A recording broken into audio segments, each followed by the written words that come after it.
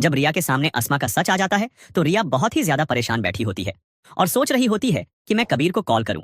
और वो बताती है कि मैंने असल मुजरिम ढूंढ लिया है, वो अस्मा है और वो वाजिद के साथ चक्कर चला रही है। तो इस पर कबीर कहता है कि मैंने आपको तो पहले ही बता दिया था कि अस्मा तुम्हारी बहन ही फसाद की झाड़ है।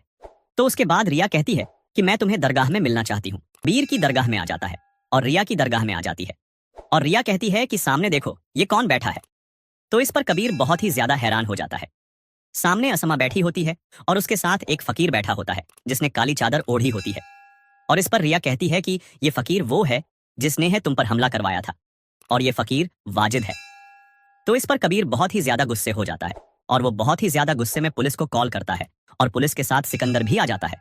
और जब पुलिस आती है तो कभी जाकर वाजिद को थप्पड़ मारते हैं और रियासमों को थप्पड़ मारती है। उसके बाद पुलिस वाजिद को लेकर चली जाती है थाने में और उसे बहुत ज्यादा मारती है और उसे पीटती है।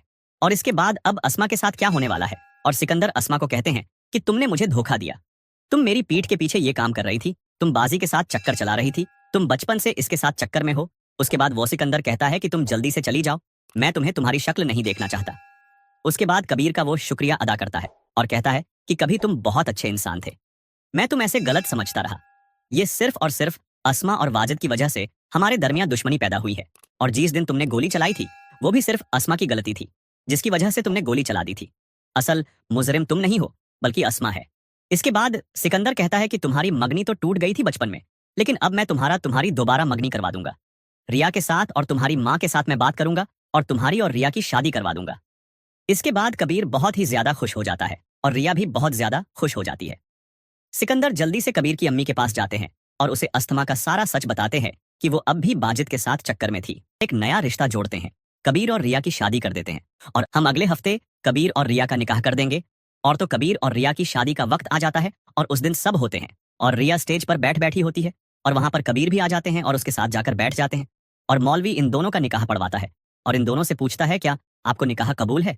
तो वो दोनों कहते हैं कि हमें हाँ निकाह कबूल है। और कभी रात को अपने घर जाता है और वहां पर कमरे में रिया बैठी होती है और उसे कहता है कि आज मैंने तुम्हारे लिए एक सरप्राइज रखा है। और वह उसे एक सोने की चैन दे देता है और जिस पर यह बहुत ही ज्यादा खुशी हो जाती है।